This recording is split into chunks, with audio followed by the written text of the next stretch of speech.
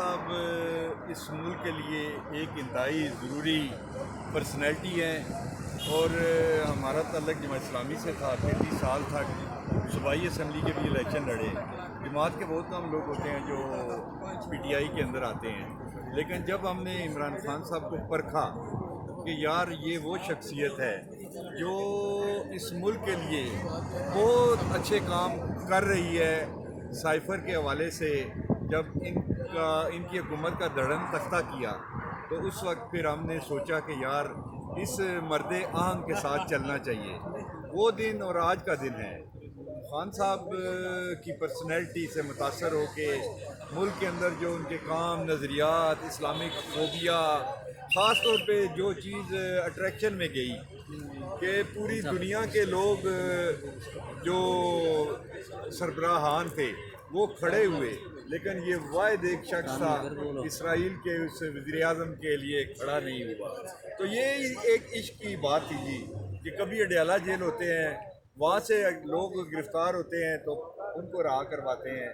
ادھر ہم اکثر دیکھتے ہیں کہ جو بھی یہاں پہ کارکنان آتے ہیں اڈیالہ جیل کے باہر یہاں پہ آتے ہیں تو ان کو گرفتار کر لیا جاتا ہے. اس حوالے سے ایک آپ کی نظم بھی بڑی وائرل ہوئی، ہم نے وہ یہاں پہ ہم نے بھی سنی، اطلاعی بھی.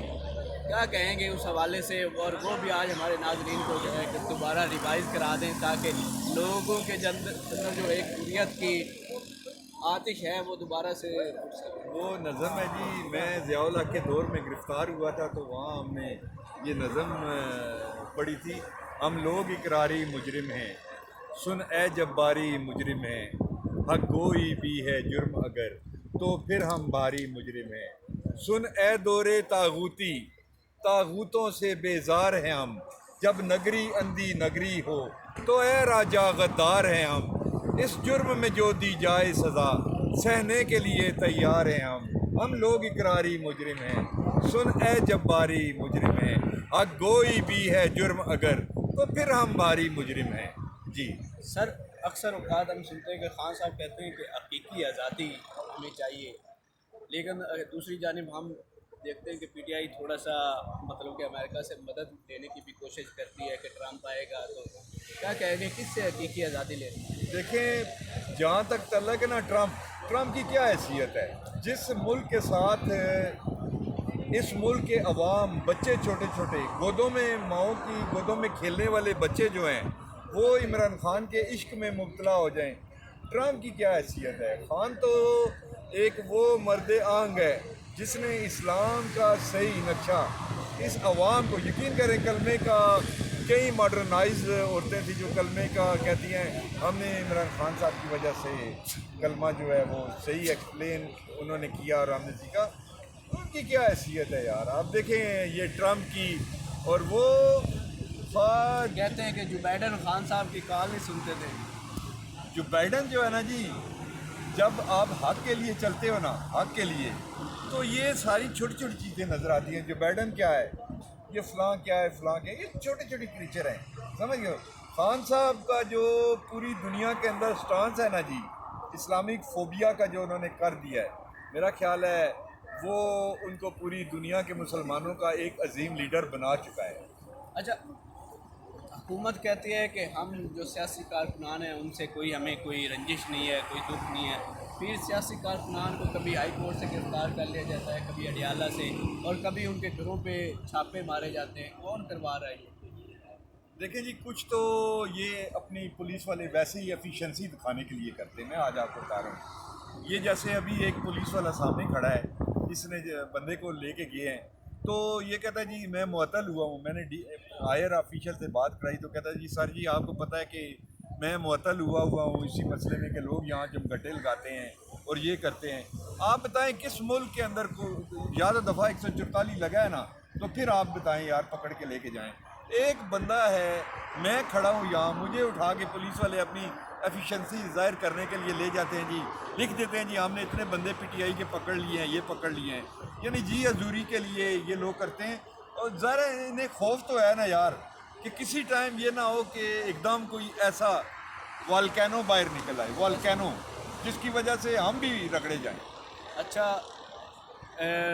آخری میرا سوال یہ ہے کہ پی ٹی آئی کی جو قیادت ہے وہ سوئی ہوئی ہے، اور عوام جو ہے وہ ہم ایکس پہ دیکھتے ہیں کہ لوگ کافی تپے ہوئے ہیں اس پہ کہ قیادت نکل ہی نہیں رہی، اور خان صاحب کتنی امید ہے آپ کو کہ خان صاحب دوبارہ وزیر اعظم بنیں گے؟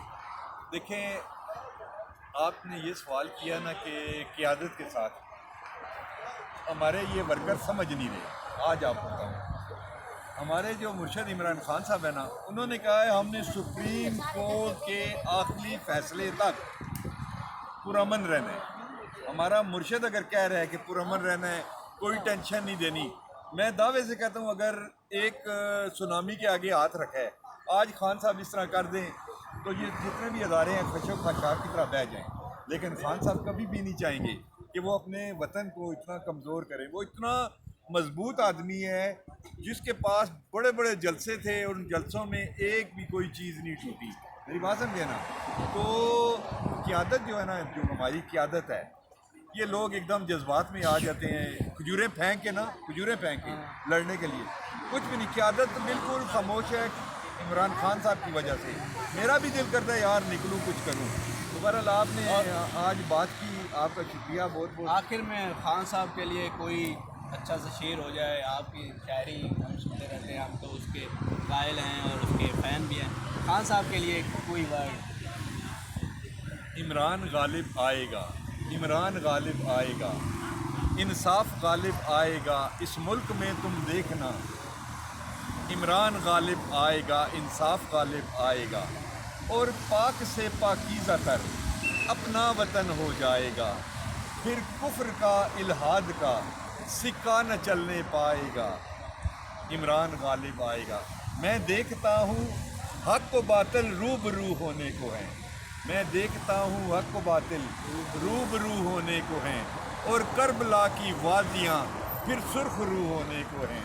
پھر آگ ہے، اولاد ابراہیم ہے، نمرود ہے، شاید کسی کو پھر کسی کا امتحان مقصود ہے. یعنی میں اپنے آپ کو کہہ رہا ہوں، امتحان کودے گا جو اس آگ میں وہ کامراں ہو جائے گا. عمران غالب آئے گا، انصاف غالب آئے گا. Thank you. بہت شکریہ. ہمارے ساتھ پی ٹی آئی کے ایک دارینہ کارکن طارق کمال عباسی صاحب موجود تھے. ان کا شکریہ، انہوں نے وقت دیا.